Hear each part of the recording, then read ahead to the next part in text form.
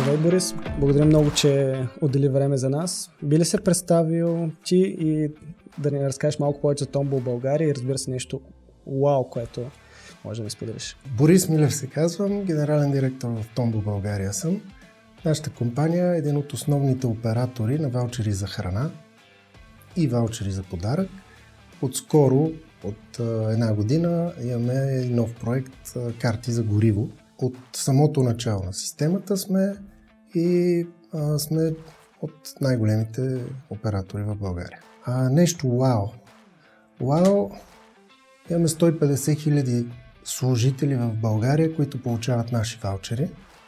Това е горе-долу 1/4 от всички служители, които получават ваучери. И интересно е, че огромна част от тях дори не си дават сметка, че това са ваучери на Tombow, защото мрежата от магазини ни е толкова широка и толкова лесно се работи с ваучерите, че на практика влизаш, даваш, минаваш и не те интересува, че това са ваучерите на Tombow, което не е същото при голяма част от другите оператори. Къде влиза дигиталния маркетинг за вас и пред какво предизвикателство реално се изправихте преди да започне работа? Все по-трудно става да се обясни, да се убеди клиента, потенциалния клиент, че ние сме неговия подходящ партньор. Така че в един момент решихме малко късно да стартираме с дигитални кампании, с дигитален маркетинг. Като от началото започнахме с новия продукт, това беше целта за представяне на картата за гориво с партньорство с Shell, но от един момент нататък включихме и ваучерите, и магазинна мрежа, и в общи линии всички продукти, които имаме, тъй като установихме, че канала се възприема много добре, независимо, че е B2B, което за нас беше леко изненада. Аз от моя страна мога да споделя, че при вас е уникална обработката на заявки и работата с статистика. Можеш ли да ми споделиш малко повече какво успяхте да научите и валидирате чрез дигиталните инструменти, които използваме и как те рефлектираха на вашия бизнес модел? От самото начало ние много, т.е. не бяхме правили подобни кампании, затова за нас всичко беше ново и задълбахме в сериозен анализ. Анализа, който получавахме от вас, от дигиталната агенция, беше срещу всяка една кампания, какви са успехите постигнати, като брой кликове, като брой визуализации, като брой лидове, поправиме, ако има и точно други бройки. Това са основни, които ни интересуват. Но нямахме финално какво се е случило. Този лид, в крайна сметка, този потенциален клиент, превърнал ли се в клиент или не. Нашия продукт е бавен продукт и анализа отнемаше време в месеците, т.е. 4, 5, 6 месеца по-късно ние се връщахме към лидове, които са дошли преди половин година, за да анализираме, че току-що те са се превърнали в договори. Този задълбочен анализ на това, че влизаме в крайния резултат на процента договори от визуализации, кликове и лидове, мисля, че е нещото, което благодарение на тази перфектна комуникация, която имаме, успя да допринесе много детайлно да нагласяме и вие да донагласяте всяка една кампания. Установихме в определени кампании страхотни резултати от 12-15% договори спрямо влезли лидове. Така че това са неща, които постигнахме заедно и които за нас беше изцяло новост. Имаше ли моменти, това, което ние правихме като дигитални кампании заедно, да рефлектира на самия продукт и имаше ли някаква промяна в самия продукт като начин на презентация? Стартирайки продукта, той беше нов и за нас. И ние взехме една карта, която е Shell карта в случая, и се опитахме да я позиционираме така, както са позиционирани повечето карти, горивни карти в България от всички петролни компании.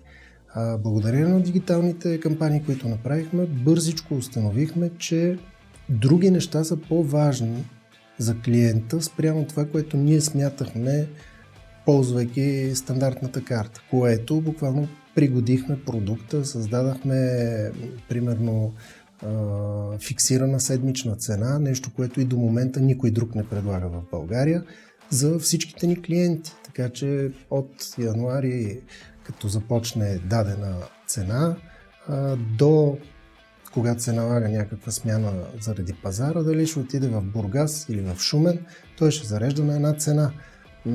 Това се оказа много важно за клиента, но ние не го знаехме преди да стартираме комуникация. Имаше ли нещо, което ние успяхме да те изненадаме в хода на работа и успяхме така да създадем един вау момент, често говоря като агенция към клиента? Определено. Почти всички разговори с агенции, които съм имал, са започвали с въпроса какъв е бюджета. Самото стартиране на установяването на контакта с агенцията Explora не се въртеше около бюджета. Отношението, което Explora показа, беше вау фактора за нас. Вие отделихте достатъчно време да анализирате нашия продукт. Ние да ви го обясним, също разбира се отделихме време, но благодарение на това общо време, което отделихме съвместно, отношението, което вие имате към нас и към продукта ни, ни дава възможността да имаме доверие, че като поискаме нещо да се прави, то се прави като от хора, които познават продукта и които работят вътре в продукта с нас, а не просто има едни пари, които трябва да се изхарчат и каквото трябва ще го направим. Така че това отношение определено беше много по-различно от стандартното, което до сега съм виждал. И накрая за нас е винаги много полезно, ако може да завършим с някакъв полезен съвет за хора, които се намират в твоите обувки и би им било интересно какво ти ги посъветвал, ако са в твоята ситуация. Съвет да се променят постоянно. Това, което работи днеска, няма да работи утре и за да сме в крак времето, трябва нон-стоп да се променяме. Ние за това добавихме нови продукти, за това и започнахме партньорство с външна агенция, с вас, с Explora, защото видяхме, че това, което правиме сами, не е достатъчно.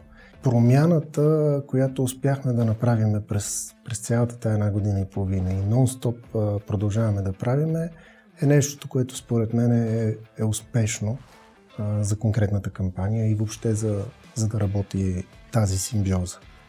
Аз лично съм много доволен от партньорството, защото благодарение на него имаме усещането и вярваме, че е така, на разположение постоянно хора, различни хора, всеки специалист в своята собствена област, което означава, че имаме специалисти във всичките сфери на дигиталния маркетинг.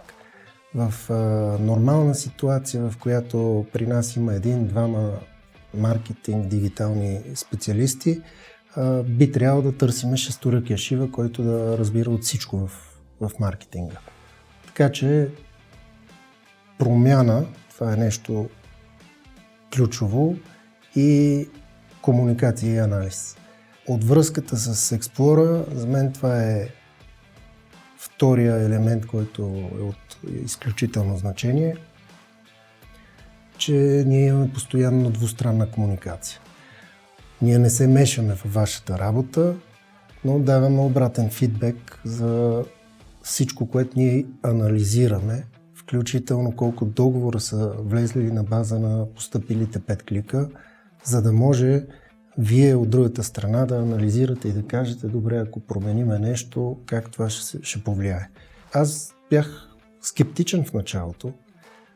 Нашите продукти са B2B и като такива Facebook, примерно, не съм вярвал, че би бил много полезен, но се оказа, че бъркаме. Оказа се, че е доста полезен. Мисля, че особено в горивата, картите за гориво, бяхме първите, които стартирахме нещо подобно. Ние сме реселър на Shell. Shell бяха изключително изненадани. В момента виждаме, че и те почнаха да правят кампании във Facebook за карта за гориво. Тоест, точно тази промяна и тестове на неща, които не са правени, се оказаха полезни. Супер. Благодарим много за това твое участие и да си пожелаем още много успешни проекти. Мерси.